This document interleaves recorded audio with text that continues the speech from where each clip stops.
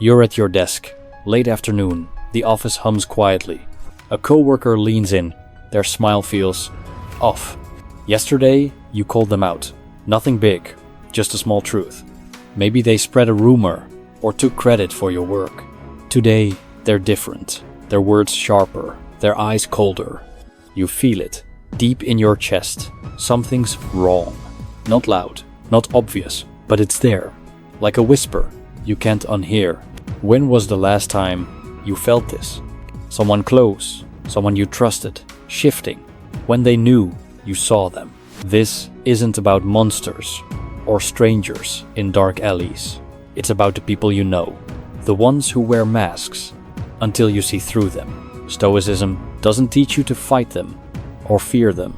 It teaches you to see and stay still. Let's walk through this, slowly, together. If this feels familiar, leave a quiet sign below. Not for us, but for someone else who needs this pause, just like you. You felt it before, haven't you? That moment when someone's mask slips.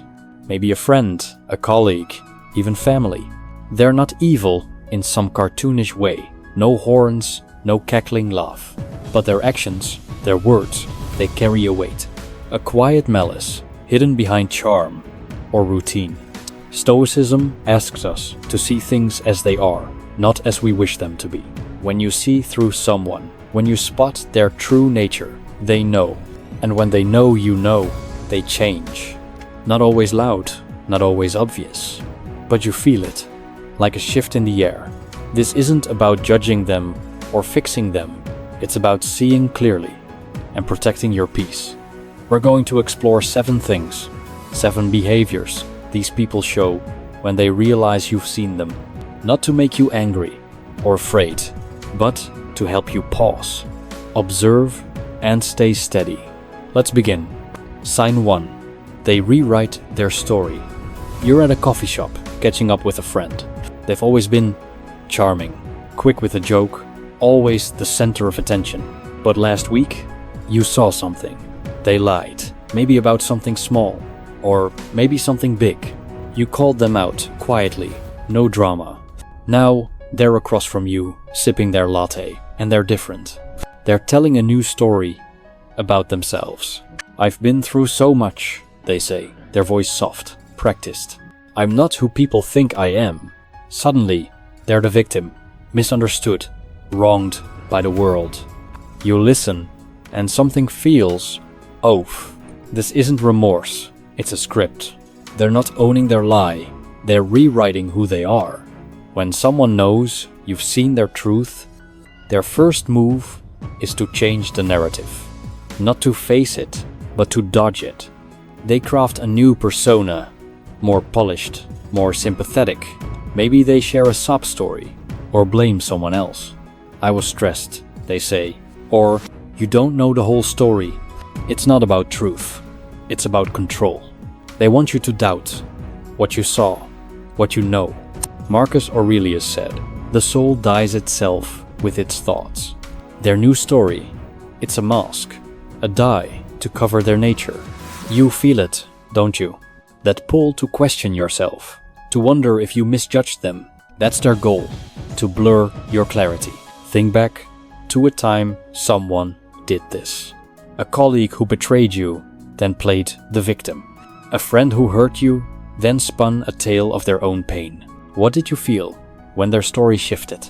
Stoicism teaches us you can't control their words. You can't make them admit the truth, but you can control what you see. Notice their shift, let them talk, but hold your truth quietly. Don't argue, don't fight, just see and stay still. Their new story, it's not for you.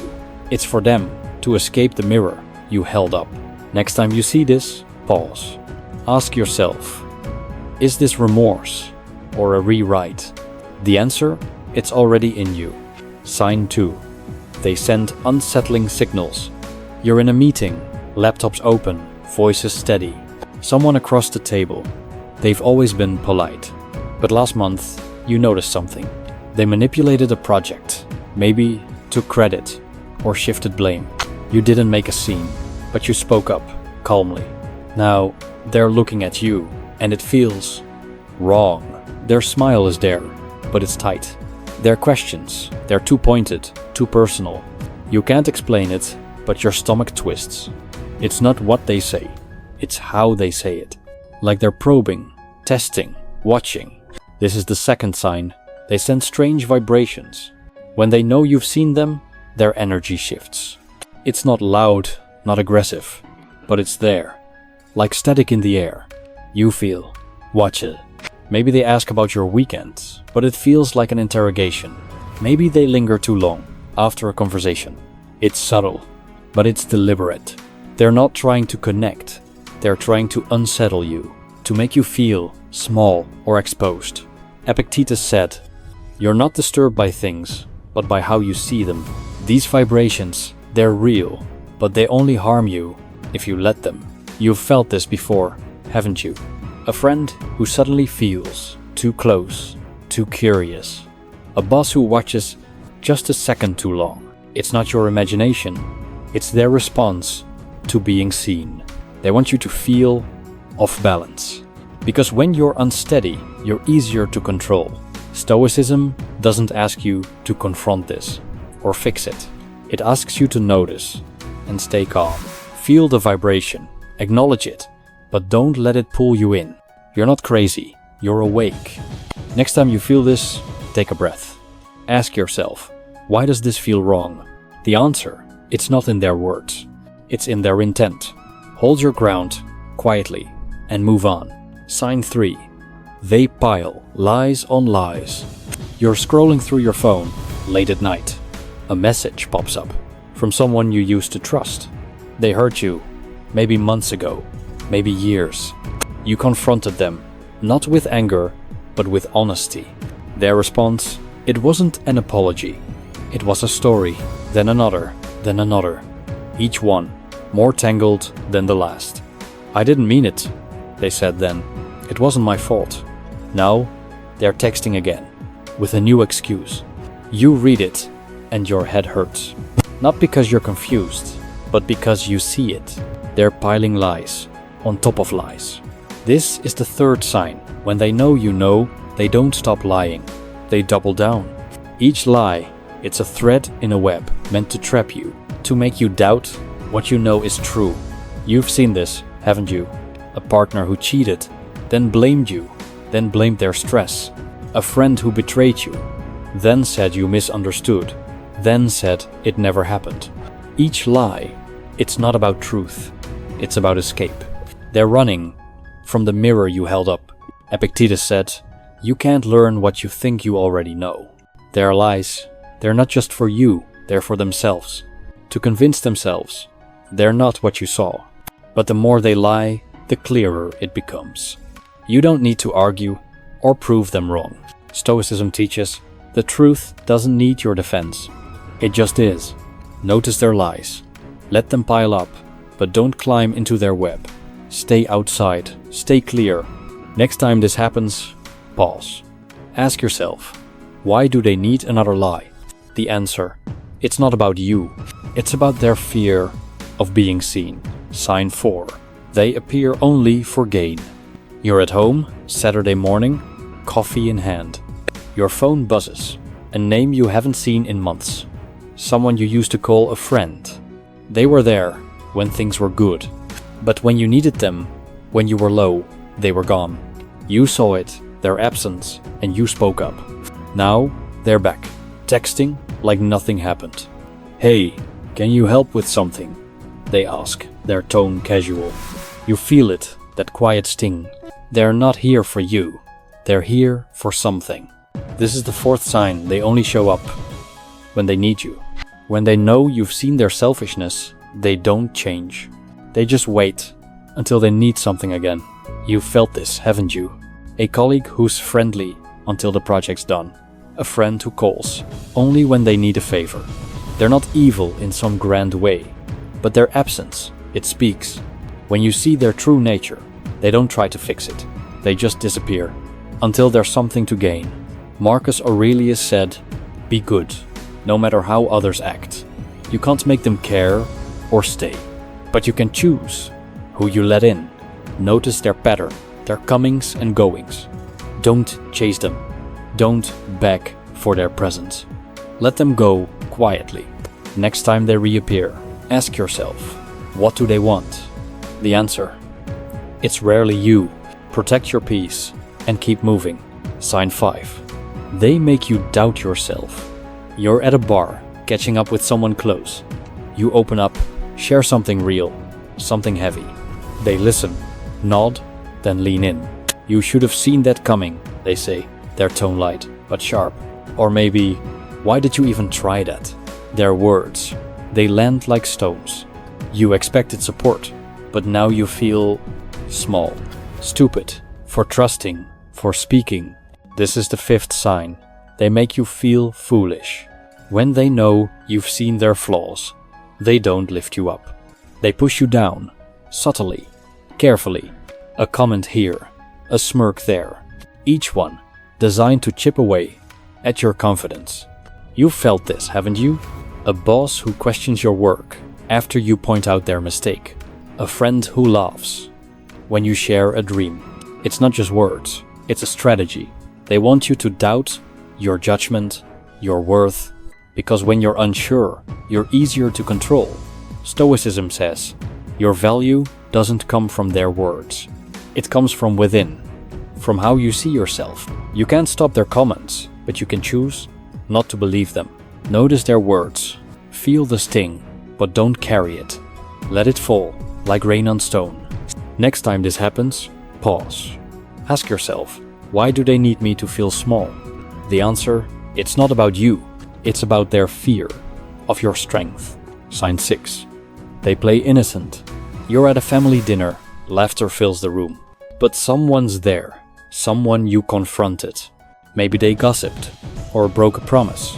You didn't yell, you just spoke the truth. Now, they're acting different. They laugh too loud, ask questions like nothing happened. Why didn't you tell me you were upset? They say, their eyes wide, innocent. But you did tell them, more than once. This is the 6th sign. They play naive. When they know you've seen them, they don't admit it. They act surprised, confused, as if they had no idea. It's not ignorance, it's manipulation. You've seen this, haven't you? A partner who hurts you, then says, why didn't you say something? A friend who betrays you, then acts shocked when you call it out. Their innocence, it's a mask to make you doubt your truth. Epictetus said, people are disturbed, not by things, but by their views. Their act, it's meant to twist your view, to make you feel wrong. You can't force them to admit it, and you don't need to. Stoicism teaches, hold your truth, quietly, firmly. Notice their act, let them perform, but don't join the play. Next time they play innocent, pause. Ask yourself, why do they need this mask? The answer, it's not about you. It's about their refusal to face themselves. Sign 7. They pull your strings. You're working late, emails piling up. Someone messages you, someone you used to trust. They're kind, too kind. They ask how you're doing, offer help, listen. But something feels off. Their kindness, it's not free. They want something. Maybe your time, your loyalty, your silence. This is the 7th sign. They manipulate. When they know you've seen them, they don't stop. They get closer, subtler, smarter. They use your emotions, your doubts, to pull your strings. You felt this, haven't you? A friend who's there, but only to sway your choices. A boss who praises you, but expects your compliance. It's not kindness, it's control. They know your weaknesses, and they use them carefully. Stoicism says, true freedom is inner freedom. You can't stop their game, but you can choose not to play. Notice their moves, their kindness, their questions. Set boundaries, quiet ones, firm ones. Don't owe them, don't lean on them. Next time they try this, pause. Ask yourself, what do they want from me? The answer, it's rarely your good. Protect your peace and stay free. You've walked through this, these 7 signs, not to make you angry or afraid, but to help you see clearly, calmly, the world It's loud, it's heavy. People wear masks, shift their stories, pull strings. But you can pause. You can breathe and choose what you carry. Stoicism doesn't promise answers or fixes. It offers a way to see, a way to stay still. Next time you feel that whisper that something's off, don't rush. Don't react. Don't overthink. Just notice and ask, what do I control here? The answer, it's always the same. Your mind, your peace, your truth. If this helped you, pause, share it quietly for someone else who needs it. What if you could walk through this noise and still feel still? Let's leave it there for now.